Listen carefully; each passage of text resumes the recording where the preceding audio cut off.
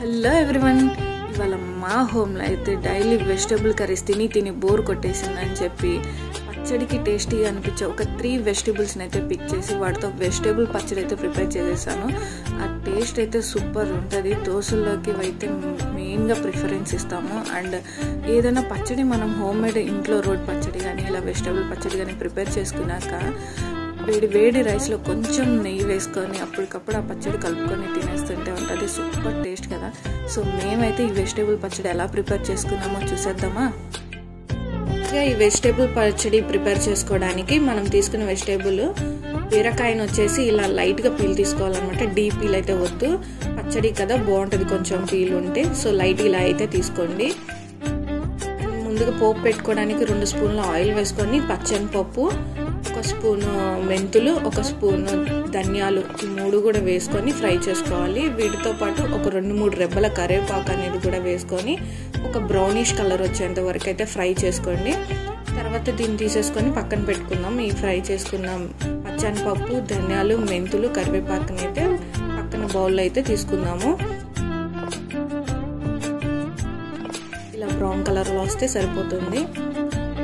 ఇదే ఆయిల్లో మనం ఫ్రై చేసుకొని ఉంచుకున్న ఇదే ఆయిల్లో మనం ఒక 100 గ్రాముల గ్రీన్ మిర్చిని తొడాలు తీసేసి మంచిగా వాష్ చేసుకొని అయితే ఇందులో ఫ్రై చేసుకోవాలి.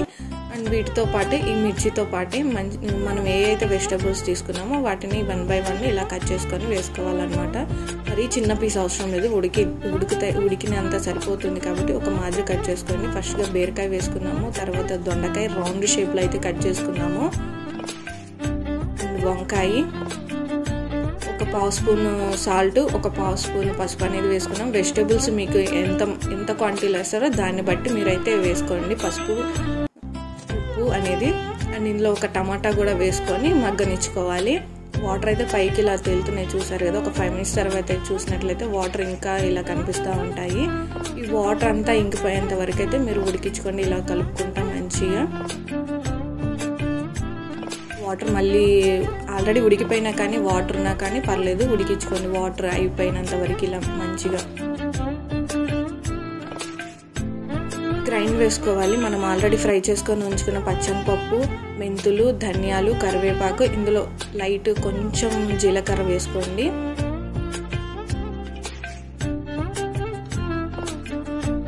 నాలుగైదు రెబ్బలు చిన్నుల పైన కూడా వేసుకోవాలి ఇందులోనే. ఇలా గ్రైండ్ అయిపోయిన తర్వాత ఒక 3 గింజలు చింతపండు నానబెట్టుకొని ఉంచుకొని అది కూడా ఇందులో వేసేసుకొని మనం ఆల్రెడీ ఉడకబెట్టుకొని ఉంచుకున్న వెజిటేబుల్స్ అన్నీ ఉన్నాయి కదా పచ్చిమిర్చితో సహా, అవన్నీ కూడా ఇందులో వేసి ఒక్కసారి అయితే గ్రైండ్ వేసుకోండి సరిపోతుంది. దీనికి ఒకసారి తాలింపుకి అయితే మనం ఆయిల్ పెట్టుకుందాం. ఒక 3-4 స్పూన్ల ఆయిల్ అని వేసుకొని ఒక 5 ఎండుమిర్చి అనేది ఫ్రై చేసుకున్నాము. ఇందులో ఫుల్ చిన్నులపాయ అనేది వేసుకోవాలి. పోపు గింజలు అవి కూడా వేసేసుకుందాం. ఒక ఫుల్ చిన్నులపాయన అయితే పాయలు తీసుకొని అయితే ఫ్రై చేసుకుందాము. అండ్ లైట్గా జీలకర్ర కూడా వేసుకోండి.